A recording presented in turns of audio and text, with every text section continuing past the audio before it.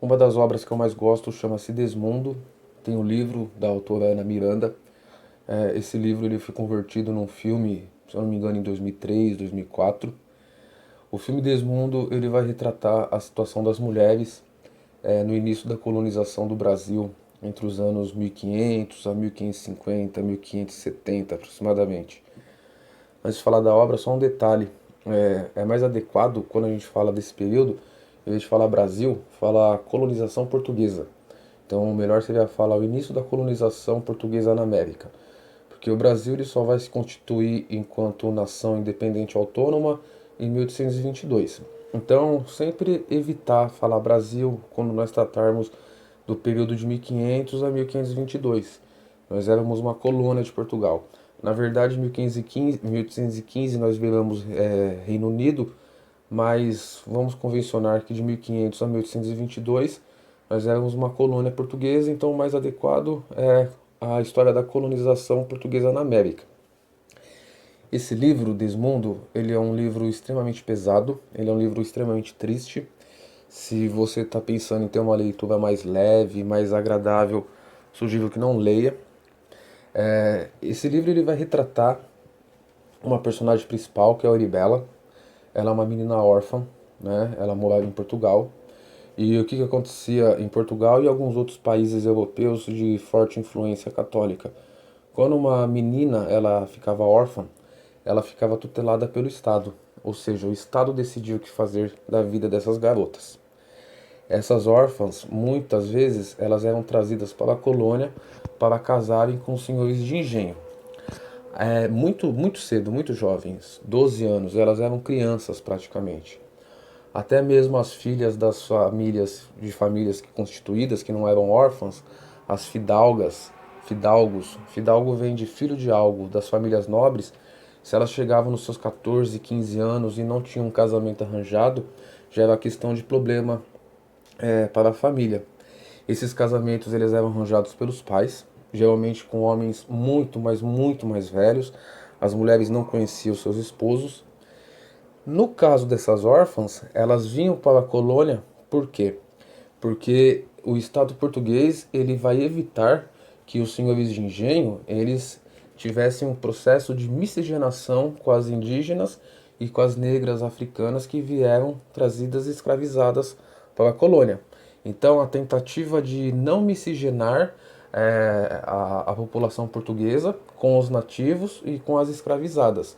Então, essas órfãs elas têm praticamente uma função, que é a procriação, é a geração de prole, mas uma prole branca, católica e europeia, portuguesa, dando continuidade à linhagem de Portugal. Então essas órfãs, elas vêm para cá com a função de fazer o quê? Procriar e criar filhos brancos, para que a hegemonia da população branca ela se mantivesse aqui na colônia. E esse livro e o filme, eles mostram a extrema violência que essas meninas, né, não eram nem mulheres, eram meninas, crianças e adolescentes, elas passavam. Na primeira cena, quando elas chegam aqui na colônia, elas estão num mercado. Elas estão sendo apresentadas como se fossem mercadorias para os homens. Isso já é uma tortura, é uma violência psicológica enorme. A Oribela, a personagem principal, ela não aceita essa situação.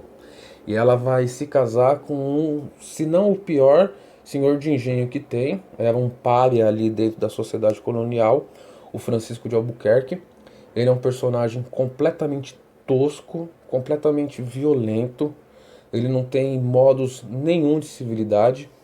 Ele tem até uma irmã que tem síndrome de Down. Fica no filme subentendido se ele não teve uma relação incestuosa com a mãe.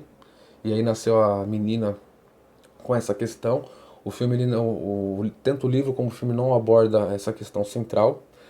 E na primeira cena, quando eles estão em casa, eles vão ter a relação sexual. Ali é uma cena de estupro, né? Porque não é porque a menina se casou que você vai ter uma relação sexual que ela não é consentida e não seja estupro. Se não foi consentido, é estupro. É uma cena extremamente violenta. A narração, a narrativa do livro também é extremamente violenta. E a Oribela, ela tenta de todas as formas se libertar dele. Ela foge, quando ela acha que vai chegar no navio para ir para a Europa de volta, ela é quase estuprada por três marinheiros. Esse Francisco de Albuquerque a encontra, mata esses três marinheiros, leva ela de volta para casa, mas acorrentada, depois aprisiona ela. Ela só não morre porque vai ter uma indígena que vai alimentá-la e vai tratar das feridas. A Oribela ela vai tentar, ela vai fingir que começa a gostar do Francisco de Albuquerque para ter um tratamento um pouquinho melhor, mas quando na verdade é só uma tática que ela tá usando para fugir. Vai ter um mercador que é um cristão novo, ele é um judeu convertido, ele ajuda ela a fugir, ela tem que se vestir de homem para fugir, né?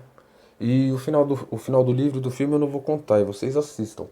Mas esse livro, essa obra em específico, ela deixa, infelizmente, muito clara a profundidade do machismo estrutural que perpassa a história do nosso país. Essa violência que existe contra as mulheres negras, essa cultura do estupro, essa cultura machista.